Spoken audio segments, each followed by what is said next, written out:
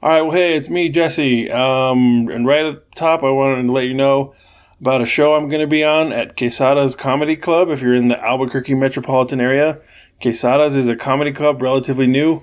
It's been open about a year and a half, and it's in Bernalillo/Santa Ana, so on the north side of Albuquerque. If you want to come, there's 3 shows. There's a 7 p.m. on Friday, and there is a 7 p.m. on Saturday, and at 9:30 p.m. on Saturday. So that would be October 10th and 11th. So if you can make it, cool. If not, I get it. So, and if you live out of state, one day I will be a famous comedian on the road. Probably not, but if I am, come see me.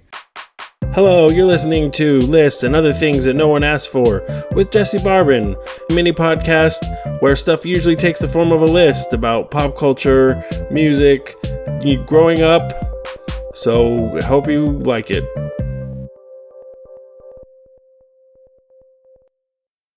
All right. So, what's funny is I got into social media because I was a frustrated stand-up comedian. I still am a frustrated stand-up comedian. I made the mistake. I'm kidding. I have kids, so that takes up a ton of my time. And I'm not able to get out to open mics and things that I want to do. But it's just how it has to be at this time. So basically, I got into social media thinking that you could use social media to promote your shows when your shows come up. Because I thought I was an old timer and I thought social media is kind of like this weird thing. I mean, I knew what it was, but it seemed like kind of like not an art in and of itself. Like it was only to promote art. Like, so you would use it to promote your shows. It's not an artistic medium of itself. Maybe I'm getting in the weeds on that, but that's what I thought about it. So I had it and I would post nonsense and I'd mostly try and use it to promote my shows. And then I started talking about bands, and that seemed to be what people were interested in, which is hilarious. Because basically how that happened was Van Weezer came out, that Weezer album. It was right around the time they did OK Human. And then I had read that they wrote that one, and then they were going on a big tour. So then they had to write another album that had like more upbeat, heavier songs. Not heavy. Weezer's not heavy, but you know what I mean? More rockin' songs if you want to sound like a 100-year-old person. So there's that. And that's how Van Weezer came out. I was playing Van Weezer a lot because I really like that album. Way better than a lot of other Weezer stuff in the past. Way better than OK Human, which is just a personal taste preference. And my kids were like, who's Weezer? And then they're like, why is Weezer good and not good and stuff? And then that got me thinking about Pinkerton. And what ticks me off about Pinkerton is that everyone has revisionist history and everyone alleges to have loved Pinkerton from day one.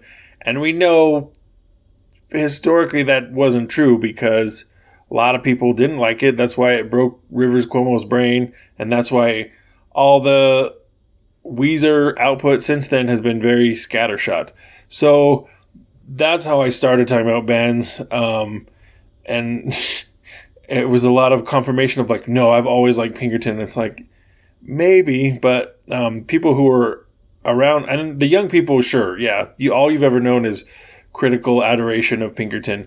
But at the time, a lot of people didn't like it. I was kind of like, had moved past Weezer, which sounds dumb, but I was trying to get into more like edgy stuff at that point, like punk and nu metal, which both hugely dorky, but they were edgier than Weezer, that's for sure.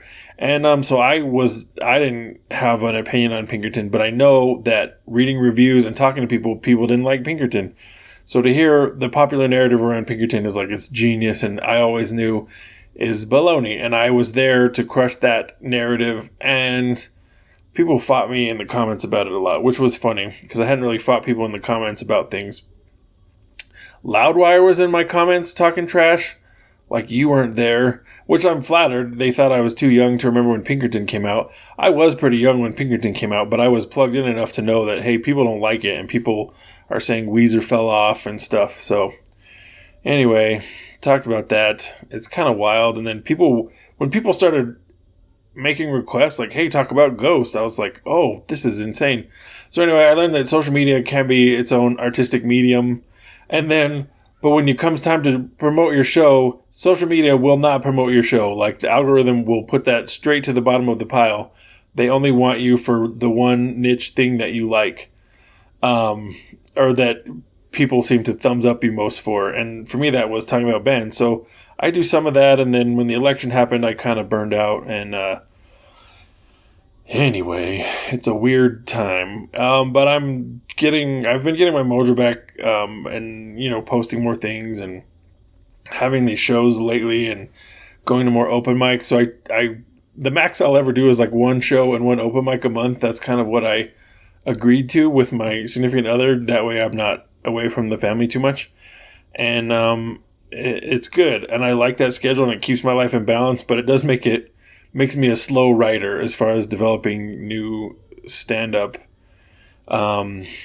stuff. Because I have a notes app in my... I should put a screenshot of it here, but like I have a bunch of jokes I want to try and a bunch of bits, but it's hard to get out to the open mics because I work late, and then a lot of open mics feel like they start early. I don't know why.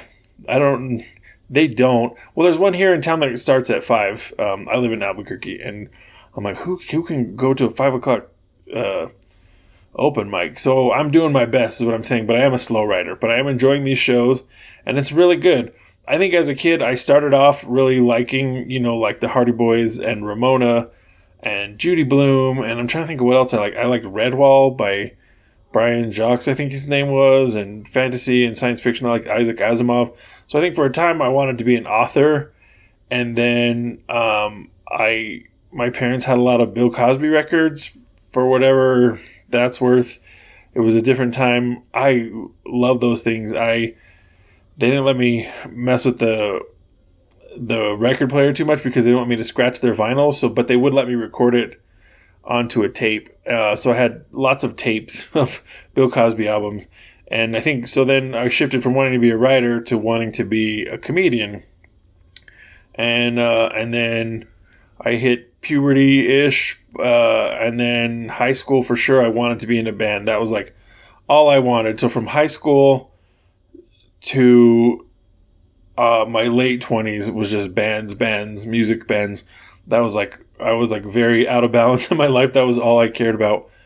And I would be dating women who like weren't as into music and things as me. And when it would come up, it would just be like, in my head, it was like a problem. Like, oh, we don't like the same things.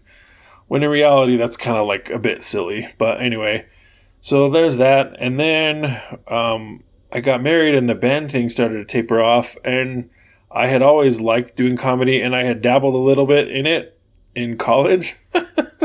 Not really. Okay. Like I always kind of wanted to. It was always like my back burner thing. So I would just kind of be a smart aleck whenever I had to give a presentation. I was very shy, but I knew that in a presentation, if you can slip some jokes in, people will be surprised, especially if you're a quiet person and all of a sudden you're mouthing off in your presentation, then they'll do that. And then they had poetry slams where I went to college, which is so... Poetry slams are hilarious in their dorkiness. And I say that as a person who has been in pop-punk bands and does stand-up. Like, poetry slams are their own breed of dorkiness. And so that was the only medium I had at the college I went to for a while. So I just, instead of doing a poem, I just told jokes. And I got laughs, but I heard people, some of the poetry slam purists at the end, I heard them talking trash, being like, well, that wasn't, that guy was just doing stand-up. He wasn't doing poetry. And then the first time I ever got on stage, they had a thing at my school called Sit Down for Stand-Up. And you could do stand-up. And it was my last semester there. And I had about 8 or 10 minutes of jokes. So basically 80% of the jokes I could think of. The other 20%, I read them. I told them out loud to my sister. And she was like, she was like, maybe cut those because they're garbage. And then so I got on stage and it was like, I think that's everyone's stand-up thing is their first show goes really well and they get the bug. And then it's like a lot of bombing after that. I think that's a pretty familiar trajectory for people. And so that was in my mid-20s. But what's funny is when I turned 21, I was so excited. They had one comedy club in Albuquerque called Laughs. And so I went and I took my friend and we go and there's a 2-drink minimum and I didn't drink. So like I got like a cheesecake and a Coke or something ridiculous. And the people around me were like, who is this child at the comedy show eating cheesecake? because everybody else had like regular drinks for grown-ups. Anyway, and I went to Laughs, and the comedy was not great because it was kind of like, if you like road hacks, like people like very like hacky stuff, but it was still like really exciting. I was like, this is cool. I want to learn more about it. And then Laughs just disintegrated. Like I think it closed down after a while. And so there was not a lot of comedy scene that I knew about. I know now that there was probably a lot of underground stuff, and I've met comedians now who were doing comedy back then, but the internet was not as, this was like the mid 2000s, so it was not as easy to get on Facebook and be like, where the open mic's at. Like it was a lot harder. So I kind of didn't, I wanted to do comedy, but then at 21, I got a taste of it, and then it immediately closed down. And I didn't do it again for another 3 or 4 years. So around 2008 is when I first got on stage. And anyway, that's how I ended up doing comedy. And I really liked it. And then again, there was another lull because I started another band after that. And then that was my focus for a good 2 to 3 years. And anyway, and then we lived in the Midwest in Cleveland for a few years. And I don't know what it was. I think I wanted to join a band there and nothing was working out. Everybody wanted to be way too serious. And also I'm not that talented at being in a band. I've started joking about that on stage. But I wanted to be in a band, but I couldn't. And I think then that made me think, you know what? I really liked stand-up. That's something I wanted to do. And at that point, the internet wasn't a lot better. This was the mid-teens. It's like 2015, and I looked stuff up, and it was real easy to find the open mics. I went. The people were super nice. I did a comedy contest, did not win, obviously, but the guy was real nice, and he started putting me on his shows at this place called the Grog Shop in Cleveland. And I don't know, it was like really nice. And then I realized, like, for as much as I love music, the comedy thing is coming easier to me than music. Like, as much as it pains me, like it's easier for me to write jokes than it is to sing well. Like, if that makes sense. I'm not much of a singer or a songwriter or a guitar player, and it takes, however many 10, 15 years to realize that. So, and then the good thing about stand-up is you can do it by yourself. Like, you don't need to have a practice space. You don't need to find a drummer, because drummers. And then I can just show up and do my thing and then leave. And there's not a lot of upkeep. Like, it's very chill and calm, and I really like it. And it's kind of like, as a person who's older, like, I'm hitting middle age, and it's really hard to make friends. And a lot of the friends, because we live in the suburbs, which is not necessarily my first choice, but the school was better there. So a lot of people around me, I don't know. Like, I've talked to people, and this is like, I don't have a lot of things in common with people here. And but I feel like I have a lot of things in common when I go out to open mics and talk to comedians, and they're super nice. They've always been very nice to me.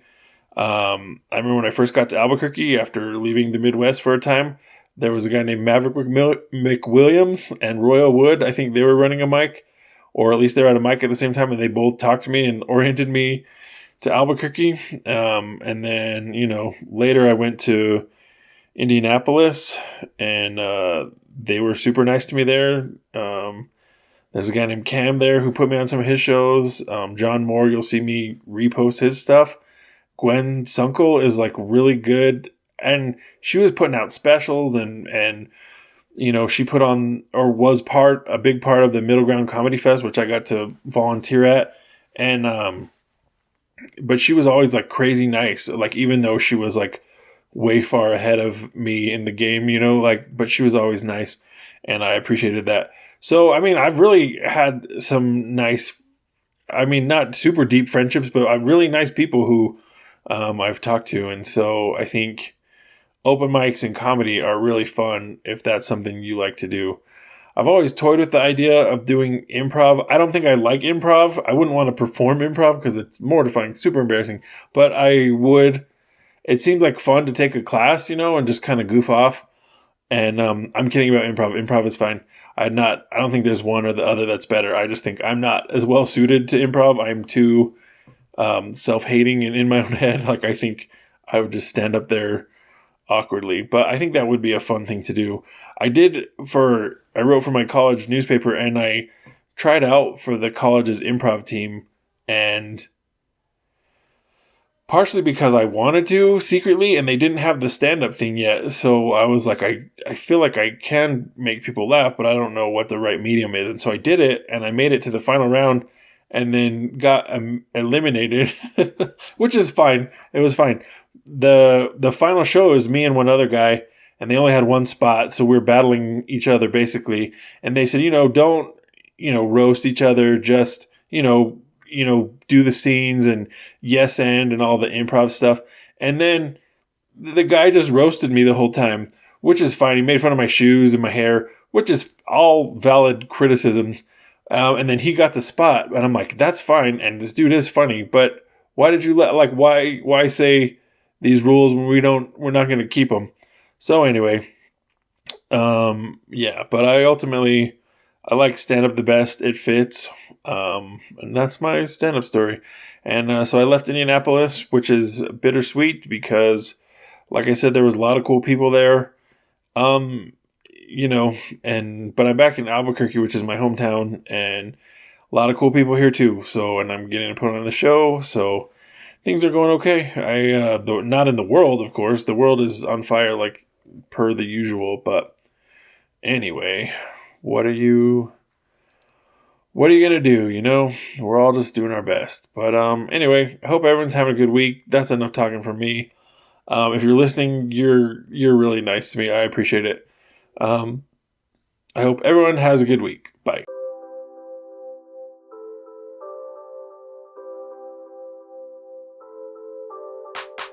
Thank you for listening. This has been Lists and Other Things That No One Asked For by Jesse Barbin.